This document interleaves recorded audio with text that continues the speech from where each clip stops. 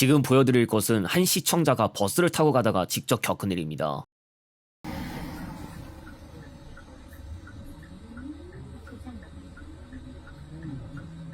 보시다시피 버스가 길 한복판에 서버렸습니다. 고장이 발생한 것으로 보이는데 무엇 때문에 일이 일어난 것일까요? 평소에 버스 관리가 소홀했던 탓일까요? 그렇다고 하기엔 출고일로부터 오랜 기간 경과된 것 같지는 않습니다. 시청자가 타고 있었던 차량은 바로 부산 시내 버스의 급행 노선에 투입된 현대 유니버스 FC-EV. 2023년에 출시되고 2025년 중 최대 주행 가능 거리가 더 늘어난 버전으로 업그레이드된 차종입니다. 당시 수소버스에 탑승했던 시청자는 이렇게 이야기합니다. 유니버스 FC-EV에 장착된 변속기가 1단에서 변속하지 않는 현상이 발생했고 재기동까지 시도했습니다. 만일 변속기가 다시 제대로 작동하지 않았다면 분명히 운행을 포기해야 했을지도 모릅니다. 그리고 당시 타고 가던 수소버스는 2024년식으로 보인다고 전했는데 불과 2년밖에 경과되지 않았습니다. 요즘 세대에 해당하는 차종이건만 현장에서는 불만이 가득 쌓여 있었습니다. 문제의 수소버스가 변속을 하면서 운행하는 것, 이게 무슨 의미일까요? 최근 생산되고 있는 유니버스 FC-EV는 모터 일체형 3단 변속기가 장착되고 차량 외부에는 오토매틱을 사용한다고 표시하고 있습니다. 당장 2026년식 유니버스 FC-EV라면 차량이 가감속을 할 때 변속으로 인한 승차감 변화가 아예 없는 수준입니다.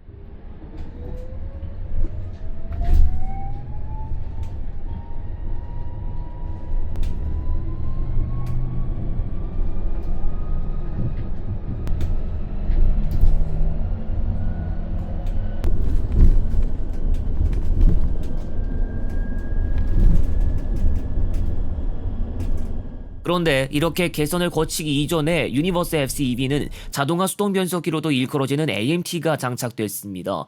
AMT는 트럭과 같은 화물차에도 장착된 물건이기도 한데요. 그런데 이런 AMT 장착 차량을 두고 그동안 크게 불만이 쌓여왔습니다. 초창기 유니버스 FC-EV에서 사용된 변속기를 알아볼 필요가 있는데 과거 당시 이튼의 4단 AMT가 차량에 탑재됐습니다. 이튼은 1911년 미국에서 설립된 파워트레인 전문 기업으로 알려지는데 대한민국 시장에서는 1990년대 쌍용 자동차를 비롯한 완성차 업체에 수동 변속기를 공급하면서 이름을 알려왔습니다. 이튼은 2000년대 들어 AMT 보급에 박차를 가했고 2015년 전기 트럭용 4단 변속기 시제품 개발을 완료한 뒤 전기차용 4단 자동 변속기를 2020년대 들어 상용한 바도 있습니다.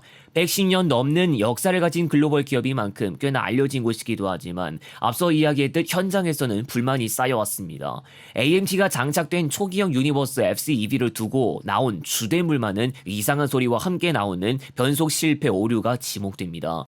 예를 들어 좀 더 속도를 내고자 하기 위해서는 더 높은 단수로 바꿔야 하는데 어찌된 것인지 안 된다는 겁니다. AMT가 장착된 버스는 비단 유니버스 FC-EV만 한정된 것도 아니었습니다. 문제의 이튼제 AMT 4단 변속기는 중국산 코치형 전기 버스인 에픽로얄에도 장착되어 있는 것으로 알려지며 유니버스 FC-EV에서 보고된 문제는 에픽로얄에서도 똑같이 보고될 수밖에 없습니다. 최소한 중국산 반조립 코치형 전기 버스인 우진산전 아폴로 1200은 차량이 운행하던 중 변속한다는 말이 전해지는데 이 또한 AMT를 사용하기 때문이었습니다. 범한 자동차 이스타12i도 이튼제 4단 AMT가 사용됐습니다. AMT라는 물건은 디젤형 현대 유니버스나 기아 그랜버드에도 장착된 적이 있었고 마찬가지로 화물차에도 장착된 종류지만 고장률이 높다는 말이 나오곤 했습니다. 고장이 아니더라도 변속 과정에서 생기는 승차감 변화도 있지만 변속기 자체 충격도 문제점으로 지목됐습니다. 변속 때문에 승차감이 나빠지면 승무하는 사람의 입장에서도 당혹스럽지만 승객의 입장에서도 오죽할까요? AMT 자체 반응 문제도 적응하기 힘들게 만드는 원인으로 지목되기도 합니다. 이렇게 불만이 쌓여가고 있던 유니버스 FC-EV는 리콜이 한 차례 진행된 적이 있지만 변속기와 관련한 리콜은 단 한 번도 한 적이 없습니다. 2024년에 국토교통부가 내놓은 이야기에 따르면 2022년 10월 15일까지 제작된 총 8대의 차량은 온도 감응식 압력 해제 밸브 제조 과정에서 불량이 발견됐습니다. 유니버스 FC-EV를 도입한 운수사는 전국적으로 많지 않고 대수도 적은 편입니다. 시외버스를 기준으로 하면 짧은 거리 노선에서만 주로 운행되는 것으로 알려지고 공항버스, 광역버스나 일반 좌석 버스에서도 이 차종이 쓰이고 있습니다.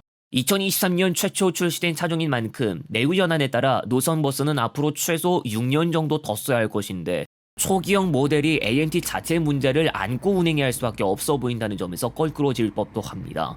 그나마 유니버스 FC-EV는 차량 상품성을 개선하면서 변속기 제품을 바꿨다고 하지만 문제는 코치형 순전기 버스.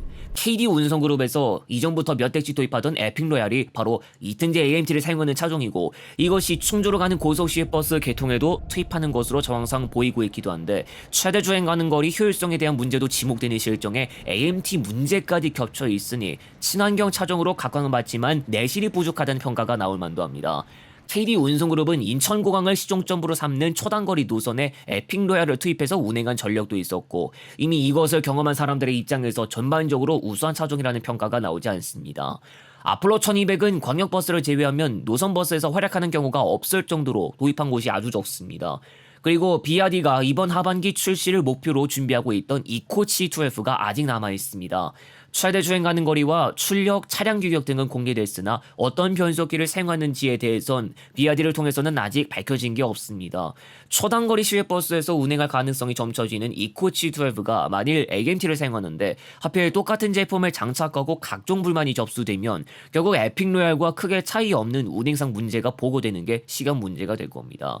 이미 국내산 디젤 고속형 버스도 AMT가 아닌 자동 변속기 버스를 도입하고 승무 편의성을 도모하는 식으로 본격적인 운영을 하기 시작한 지가 어느 정도 시간이 지났습니다.